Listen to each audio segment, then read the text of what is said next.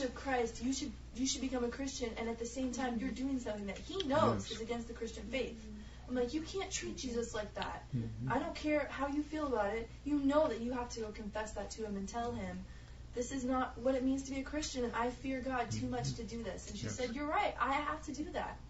And so, it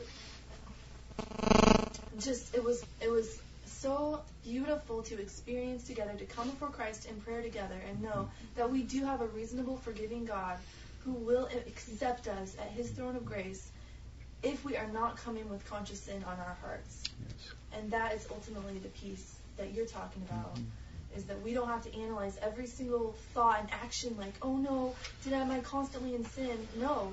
What we need to say is that we will refrain from anything that we know is deliberate rebellion against God, and if we are doing that, then we can have peace with Christ. Yes. I think that it's kind of like you were saying, the closet metaphor. I mean, if you have stuff to put in your closet, and you have all this junk in and you have this dirty closet, you don't really,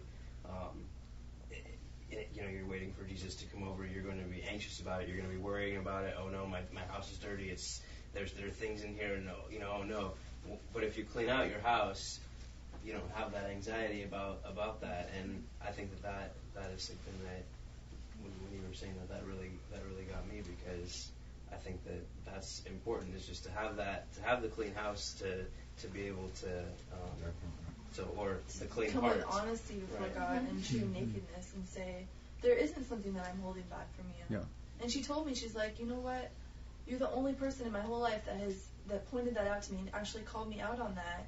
But I know that's the reason I can't go forward and give a women's Bible study, which she's been wanting to do. Oh, really? I said, absolutely. You can't. How can? Because she's been saying things to me about, oh, I'm learning this and I'm learning that, and I read the book of the prayer of Jezebel and everything, and I want God to enlarge my territory. And I'm like, how can you think? You know in your heart that God is not going to do that for you if you are not walking in purity before him. And that is the truth. And she could have said, I have faith all day, but in her heart she had no peace because she knew that she was withholding something deliberately from God. And so that is the whole gospel, is what you're saying, no deliberate sin, and then we can trust and throw ourselves with all of our imperfections upon the cross. Yes.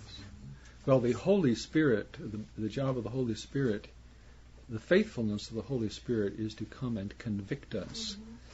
And more than we might admit, sin is pretty definable when it's an offense capable of sending us into the lake of fire forever.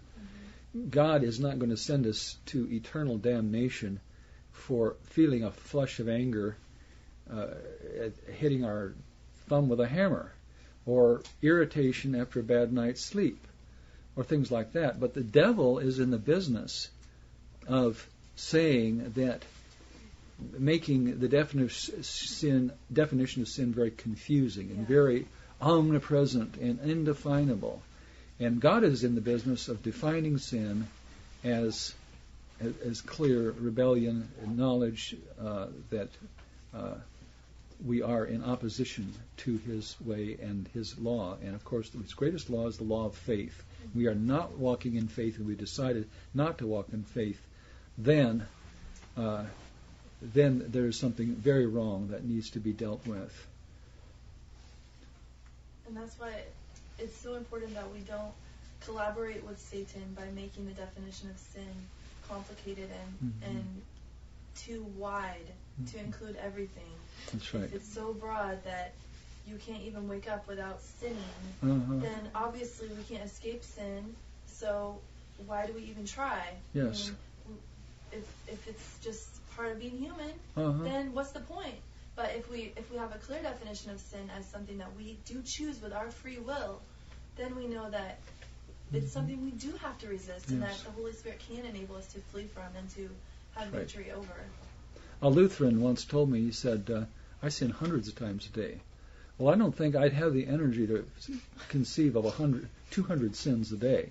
You see, but there you have the Augustinian system, which was continued with Luther, in which sin is so multitudinous that it loses all significance. and you just revert back to, well, I'm safe because I'm catechized in the Catholic Church or in the Lutheran Church or whatever. I'm in the right church, and that's not where you should be taking your comfort from. You should be taking your comfort from the fact that you're in the right arms. You're in the right arms of Jesus. You're resting like a little baby. Very, very good thoughts. See, God doesn't have any quarrel with our humanity. He created our humanity. He created our hormones. He created our desires and our passions and our ambitions and our loves and our on and on and on. He created the juices that make us human and the characteristics of our humanity. He has no quarrel with our humanity. But Gnosticism brought in this whole idea that our humanity is sin in itself, which contaminated Christian theology for 2,000 years. And so we have to know where these problems came from, know where our adversary is, and know very clearly the brilliant solution which Christ has through simple trust, which of course is the very simplicity of the gospel. The just shall live by their faith. That's New Testament Christianity.